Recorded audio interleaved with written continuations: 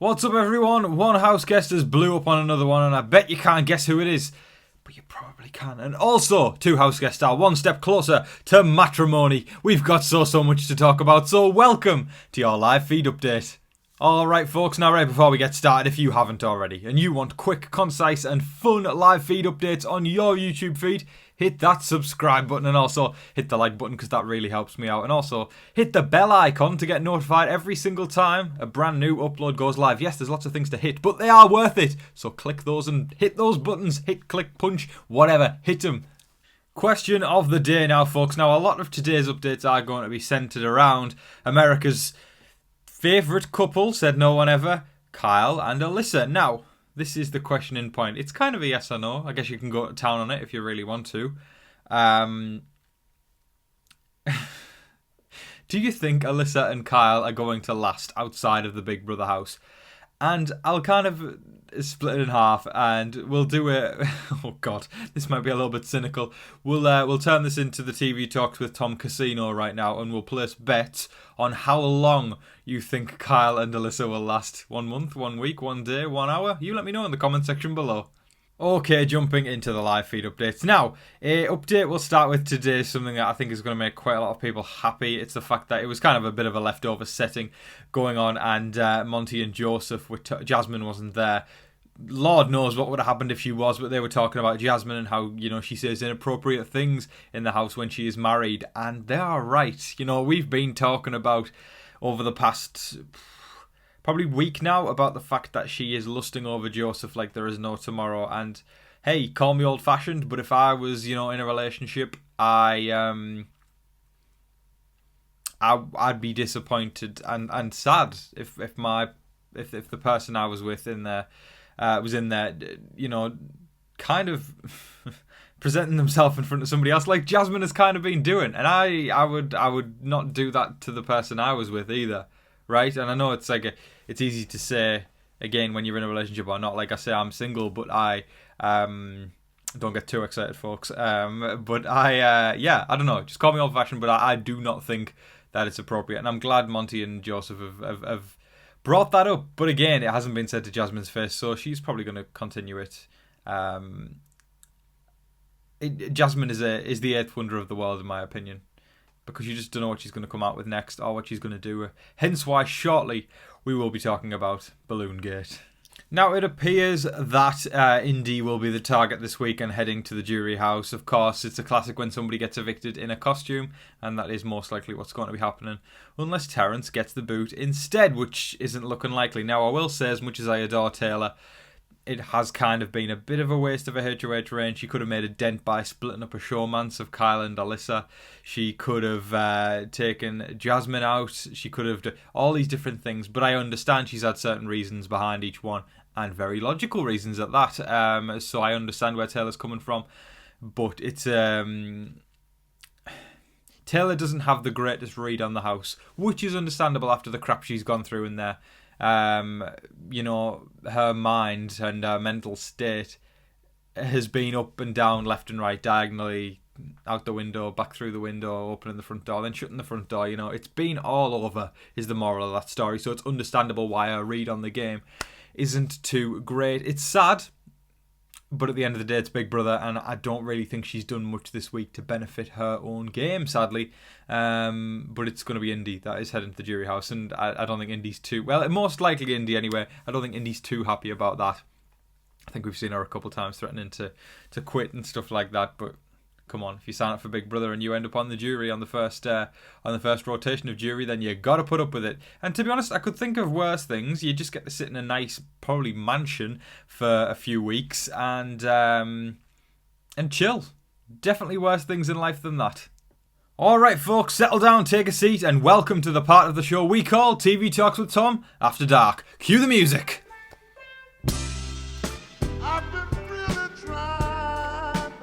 That's right folks, it's sexy time with Tom. Sexy Talks with Tom. Porno Talks with Tom. But they say romance is dead, kids. But the real... Why am I still clicking? They say romance is dead, kids. But not when Kyle and Alyssa have gone to Pound Town in the Havenot room on a butterfly pool floaty.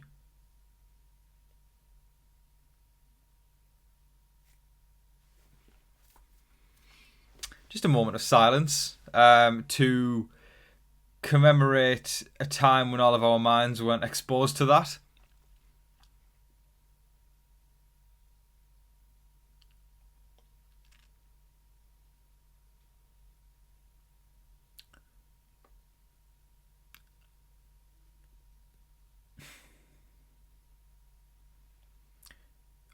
Yeah, okay, so that was the first X-rated update of TV Talks with Tom this year.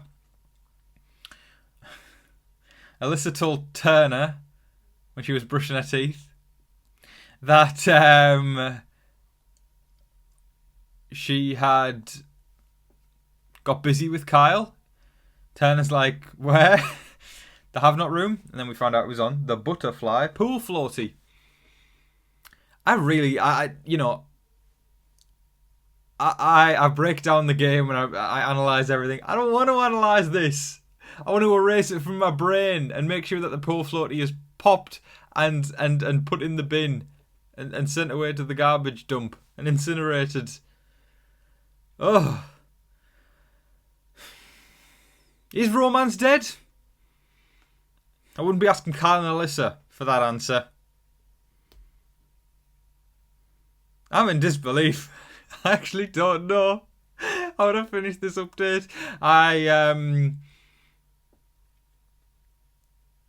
Romance. Okay, now for the Twitter famous Balloon Gate, folks. I'm sure a lot of you have heard of this, but let's actually break it down because Jasmine has blown up at Turner over what would seemingly be a balloon, but there's more to it. We'll break it down. Okay, so we've got a few of them sat in the backyard. Off the top of my head, I'm trying to remember who was there. There was Jasmine, Michael was there, Brittany was there. We had Turner, and Jasmine made a comment about how she would like to release a balloon into the air for her late father. And then Turner, with no malice at all, in my opinion, kind of kindly suggested some more environmentally friendly alternatives of commemorating someone. He didn't say it with nastiness at all. He didn't say it with anything to condescend Jasmine or anything. It was just Turner was being an advocate for the environment and, you know, bringing up the fact that it does harm the environment, releasing that into the air. We all know out here that it can kill animals, it can pollute the seas, it can do it's environmentally damaging, right? And he didn't say it in a nasty way or a condescending way at all. He was, you know, thinking about alternatives and stuff like that. And then things got really, really awkward. There was just a silence, an absolute stricken silence that went all over the backyard. Then Turner, I think, just got up and took off. I think he was just removing himself from the awkward situation. At the worry he had offended Jasmine, probably. And then not long after, Jasmine just stood up and took off as well. And then later on, she blew up at Turner. Well, not at his face, but at him to Michael, and said that was like one of the most effing inconsiderate things I've ever heard in my life. And it's a tough one. It's a fine line because, right, it's a family member that she's talking about commemorating. But also, this is my 2 cents on it. Again, you can say if I'm wrong. We're all going to have different opinions on this. But I can guarantee that 90% of us watching right now have lost family members, have lost friends, have lost somebody important in our lives. And none of us have released balloons into the air, right? We've commemorated them in different ways. I'm sure somebody probably out there has. But I stand with Turner here because I do think there are ways to commemorate someone without damaging the environment, right? I know for a fact I haven't done that for any family members I've lost, and I'm not going to, right? Again, that's just my take on it. But you know, it can kill animals, it can get stuck in beaks, it can choke other animals and whatever. I'm with Turner on this. I really am.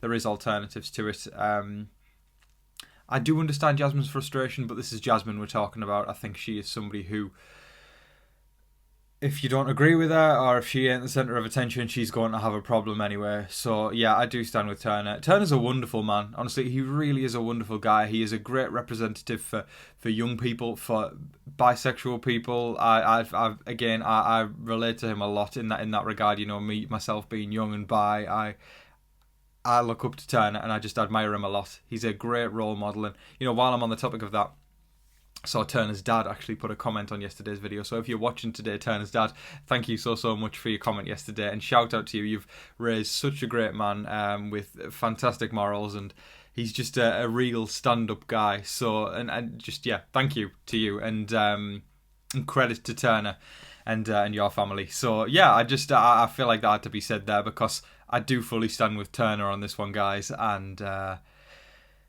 think it's a case of Jasmine being Jasmine. Now, Kyle promised Alyssa to not use the veto. He was going backwards and forwards, constantly having second thoughts. It's crazy to me because, just from my perspective, they ain't going to last long at all. I think Kyle's into Alyssa way more than Alyssa's into Kyle. It's sad in a way, but also Kyle got into it himself, and Kyle has been very, very questionable with his gameplay and morals over the past few days. I'm not a fan of him anymore at all. But he is. It's crazy because Kyle, I think, made a comment to Alyssa about, you know, did you tell anyone about the fact that we had sex in the Havenot room?